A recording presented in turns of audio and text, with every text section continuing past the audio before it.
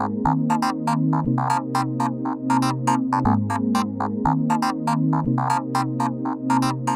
following Nasdaq Behind the Bell podcast was recorded live at the 2017 NRF Annual Convention and Expo, retail's big show at the Jacob K. Javits Convention Center in New York City.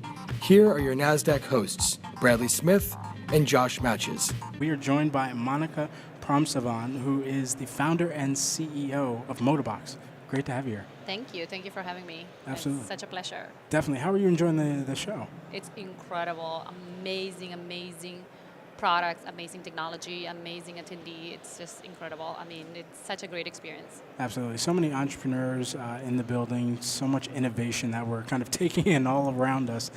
So we're trying to make sure that we get around to everybody. But, it's amazing to hear about and feature a story like yours. And first of all, tell us how ModaBox got its start. So ModaBox started to solve a common problem that a lot of women have. If you think back 50 years ago, we had a lot of time to dedicate to our families, ourselves, and now women are entering workplace, and they have less time to shop, but we still have to look great. And so I started ModaBox because my background is in retail for over 16 years, and every aspect of it, from like sales to cashier to manager to luxury to having my own business. And I found a lot of opportunity and problems in the market. That's how I started ModaBox. Wow. So Monica, you have such an incredible entrepreneurial journey that I think is so inspirational to so many and so surprising. If you could just tell us a little bit about, your history and how you got your start. Sure. So my parents are from Laos. They were refugees and they ended up in Argentina. As you all know, there were in the late 70s, a lot of countries were resettling refugees, and we unfortunately ended in Argentina because we didn't have the support system, we didn't have sponsors, we didn't have anything that was promised to provide us. So we end up in another refugee camp, but this within time Argentina. Within Argentina, but this time not speaking the language, which has made it more difficult. And it took us forever to adapt. So the camp didn't have running water, electricity. Wow. There was no way to get work. So did you learn Spanish in a refugee camp? Yeah, I speak Spanish because we will go to school just like the normal kids. I was born there. Wow. And so basically I lived my whole life there until I was up to 14 years old. And, there were nights that there was no food, and we just had to figure a way to make our living by fishing or planting or selling souvenirs on the street. So the first time I saw something, it was actually when I was 7 years old, selling souvenir on the street. So I started selling very early in life. And so fast forward, at 14 years old, I dropped out of school. I moved to the city to get a job, and I worked at a sweatshop in a wholesaler store selling sweaters.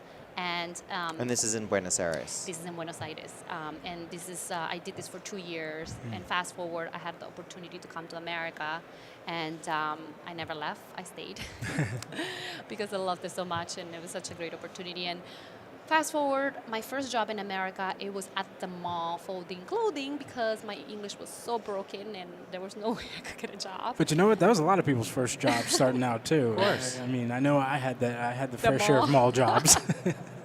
Well, I guess I was really lucky, right? Yeah, there you go. Yeah, so that opportunity actually opened my entire career because I worked so hard and I identified problems, and I always was the first one to say, hey, I want to do this so the company can make more money. I will do whatever you need me to do, so every night we close the register and we can make our goal and our LY, and they loved that. They're like, she's a hustle. So they didn't want to lose me. They knew that I was a big asset for them, so they promoted me from key holder to a manager, and then that's how my career in retail started, because I got trained by a big corporation, and that corporation is, by the way, limited brand. Wow.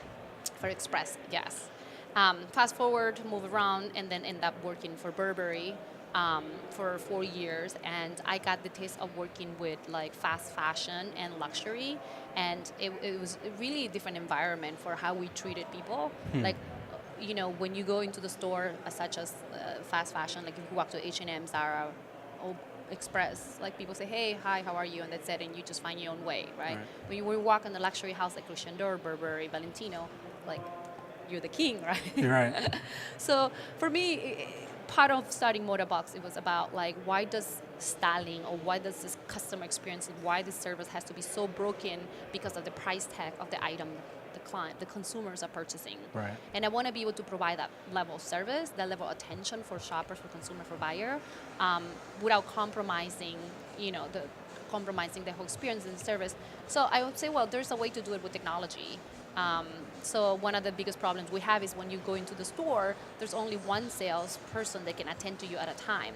But when you're using technology, you can attend to more than 5 people at once, and they're not ever going to feel that like you left them out. You texting 5 people at once, and they don't know. You're giving them the same attention. Yeah. So that's part of like the mission of ModaBox. It's not compromising the service. And for some of those big brands, scale is their issue. They may not have enough people to have that unique experience and touch point with everybody that walks into the store.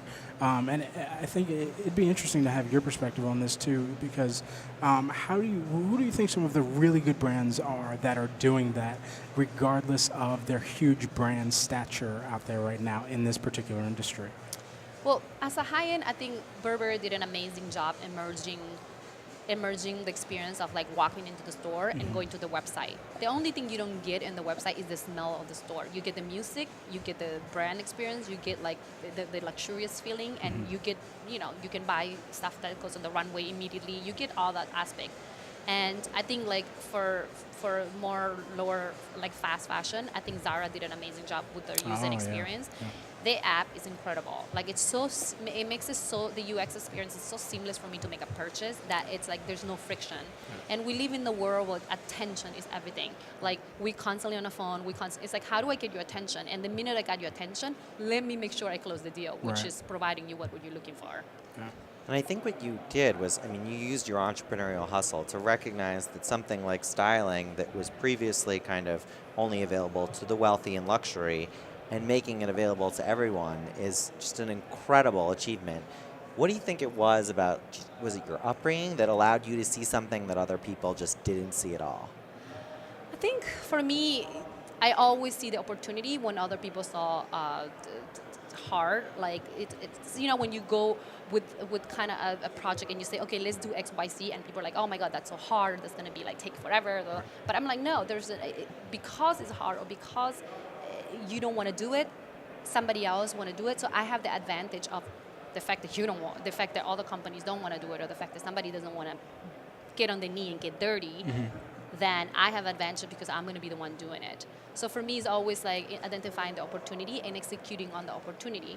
And also, it's really learn of your market and it's not only about like, okay, well, I started in retail 15 years ago and this is my path and this is my career. I didn't went to school, or I didn't learn technology, or I didn't understood about investments, or I didn't understood about deals that I had to close with vendors, suppliers, hire people. All the stuff is like you have to take the time and learn. If you don't know, you learn. If you can't learn, you delegate and you learn how to find the right people to help you get to where you need to get, and and get that it's part of building a team and encourage others to see the vision and wanted to do it with you.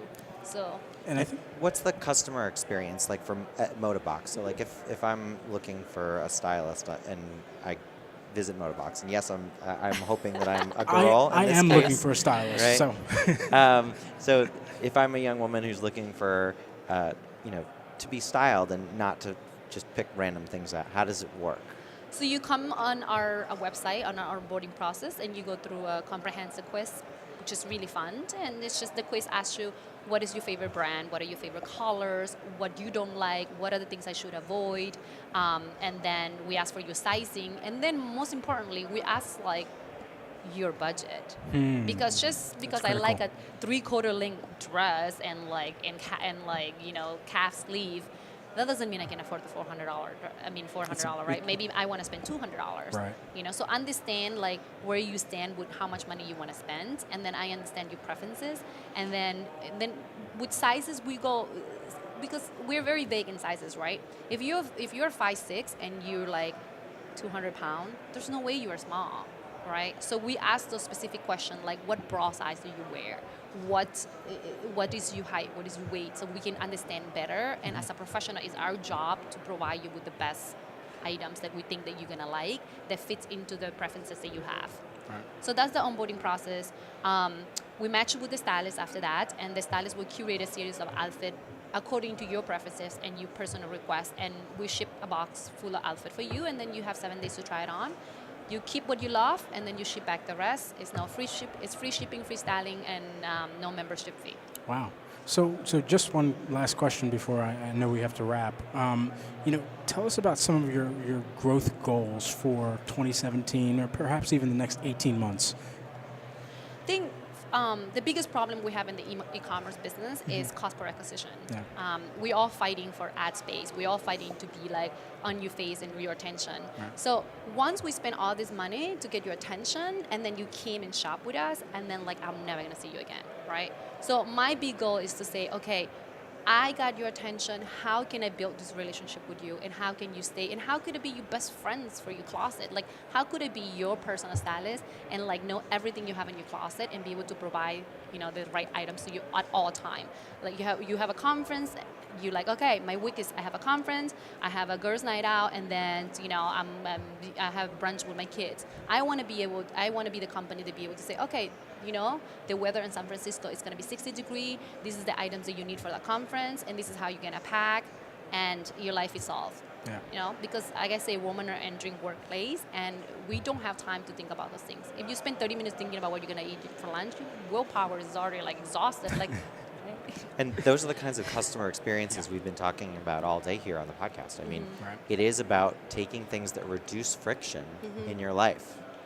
Yeah, absolutely. So for those listening into the podcast, absolutely go check out ModaBox. I mean, it's an amazing story, and such a pleasure to have their founder and CEO here, Monica. Great to speak with you here. Thank you guys for having me. It was a pleasure. Absolutely. So for everybody listening, stay tuned. We're going to be podcasting live again. So just stay tuned for just one moment, and we'll be coming back to you live from the NRF Innovation Lab.